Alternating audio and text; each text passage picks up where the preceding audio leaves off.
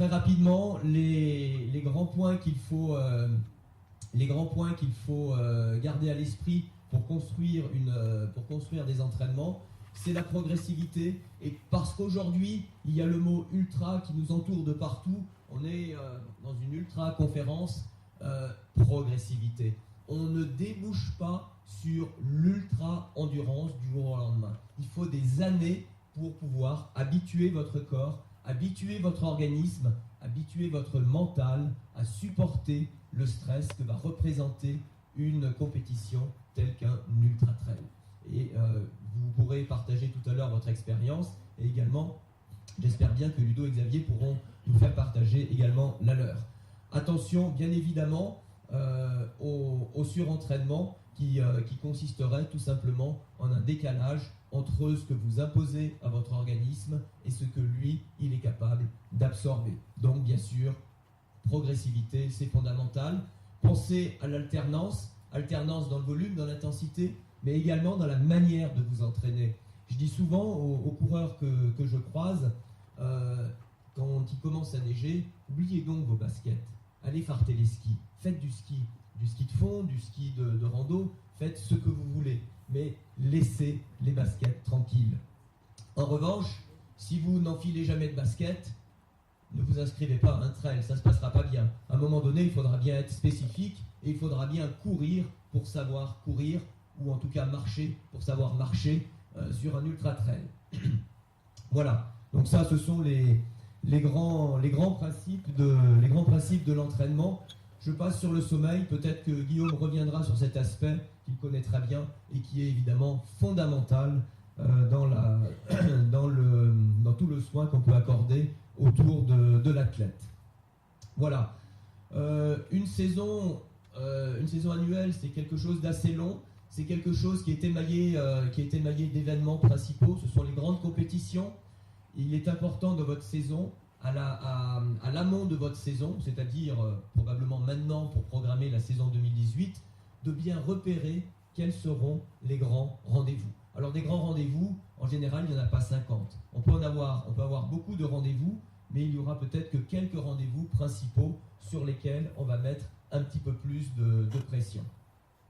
Et puis ces grands rendez-vous seront séparés par ce qu'on appelle, c'est un mot un peu barbare, des macrocycles. Un macrocycle, c'est une période assez longue qui peut faire plusieurs mois et qui va se composer de cycles un peu plus courts, typiquement un mois. Alors vous allez voir à quoi ça ressemble. Ça ressemble, un pointeur qui est extrêmement réactif, ça ressemble à ceci. Vous voyez, vous avez ici, vous avez typiquement par exemple un macro qui va durer plusieurs mois. Chaque petite case violette correspond à une semaine d'entraînement. C'est le cycle de base pour un athlète, une semaine, 7 jours. Ici, vous avez la charge. Et qu'est-ce que vous allez faire ? Vous allez faire en sorte que votre charge augmente semaine après semaine. Mais vous vous souvenez, récupération, tout le temps. Ne jamais oublier la récupération. Au bout de 3, 4, 5 semaines, eh bien, vous allez mettre une semaine de récupération au cours de laquelle la charge d'entraînement va diminuer. Et ensuite, vous recommencez et vous apportez à nouveau une charge croissante, ce qui vous permet évidemment de développer vos compétences et d'arriver dans les meilleures conditions possibles aux différents rendez-vous que vous avez envisagés. Et je terminerai par cette dernière animation au niveau des rendez-vous qu'on peut amener. Donc bien évidemment, ce qu'il faut garder à l'esprit, et ça c'est un message qu'on aime bien rappeler, c'est qu'il n'existe pas de programme type. Donc méfiez-vous quand même lorsque vous rencontrez, et souvent on en croise, des programmes d'entraînement un petit peu type, un peu standardisés. Ils ont ceci d'intéressant qu'ils peuvent vous donner quelques repères, quelques idées, mais n'oubliez pas, et ça c'est un message important, que chacun d'entre vous, vous êtes uniques. Nous sommes uniques. Et à ce titre, on a besoin d'une prise en charge, on a besoin tout simplement d'une individualisation. Donc méfiez-vous des entraînements qui seraient un petit peu trop standards. Alors, si effectivement vous êtes intéressé par l'UTMB, ce qu'on peut concéder, Eh bien, voilà par exemple un type de planification que vous pourriez avoir pour votre année. Après une phase de régénération qu'il ne faut surtout pas ignorer, ensuite vous pourriez avoir une préparation sur 9 à 10 mois avec en objectif principal l'UTMB qui va arriver fin août, et comme objectif de préparation, il peut y en avoir un ou deux, ici on en a mis un par simplification, vous pourriez avoir le Grand Raid 73 qui vous permet, fin mai, début juin, de vous calibrer, de voir un petit peu comment vous réagissez. Et puis, entre ces grands rendez-vous, eh bien, vous avez 2 grands macrocycles de préparation, d'entraînement, au cours desquels, vous voyez, c'est noté, vous essaierez de varier le plus possible les supports d'entraînement. L'hiver, on fait un petit peu plus de ski, du ski de rando, du ski de fond. À l'arrivée du printemps, on va basculer sur le VTT, le vélo de route. Tout ça avec un petit peu de course à pied, mais pas que de course à pied. Essayez de varier les supports. Voilà. Alors, avant de vous permettre de vous exprimer et de recueillir vos avis, vos expériences personnelles, moi, je serais très heureux de connaître, Ludo et Xavier, votre manière, vous, d'organiser votre entraînement. Est-ce que, suffisamment à l'amont, maintenant, voilà, en novembre, en décembre, vous envisagez déjà les grands rendez-vous que vous allez avoir pour 2018, et à partir de ces grands rendez-vous, eh bien, vous placez les plages principales de votre entraînement. Comment ça se passe, Xavier?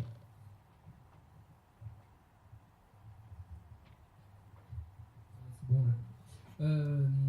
Donc ouais, là, courant l'hiver, on commence à réfléchir un peu au programme de l'année. Donc là, il y a déjà des objectifs qui sont en place dans la tête. Après, pas tous, ça a finalisé. Mais en gros, oui, de diversifier les séances, je pense que c'est très important pour pas rentrer dans une monotonie.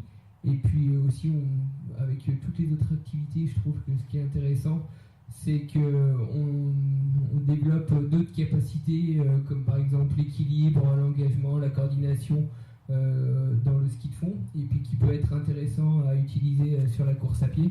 Donc en fait, ça a plein de bienfaits de pouvoir diversifier. Par exemple, moi je fais pas mal de kayak aussi durant l'été pour faire un peu de gainage de façon plus naturelle que d'être dans une salle.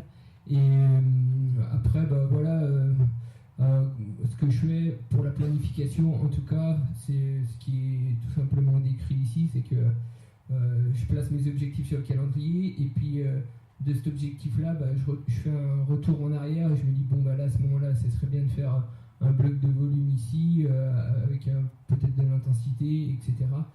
Plus en nombre d'heures, quoi, voilà, en volume, et puis une phase derrière, bien sûr, de repos pour surcompenser, puis arriver sur la course à peu près bien, c'est le but. Voilà. Donc là, par exemple, Xavier, on sait que tu as été pris, c'était il y a 10 jours, tu as été pris pour la Hard Rock 2018, donc ça va devenir un de tes gros objectifs de la saison, j'imagine. Tu me parlais tout à l'heure que tu allais faire l'Ultra Fjord en début de saison. Ouais. Entre l'Ultra Fjord et la Hard Rock, tu en as prévu une autre ou pas? Ouais, sans doute, mais c'est pas encore fixé aussi, mais l'Ultra Fjord c'est mi-avril, et puis après, bah, Transvulcania un mois après, la même, ouais, mi-mai, et puis peut-être en juin le marathon du Mont Blanc.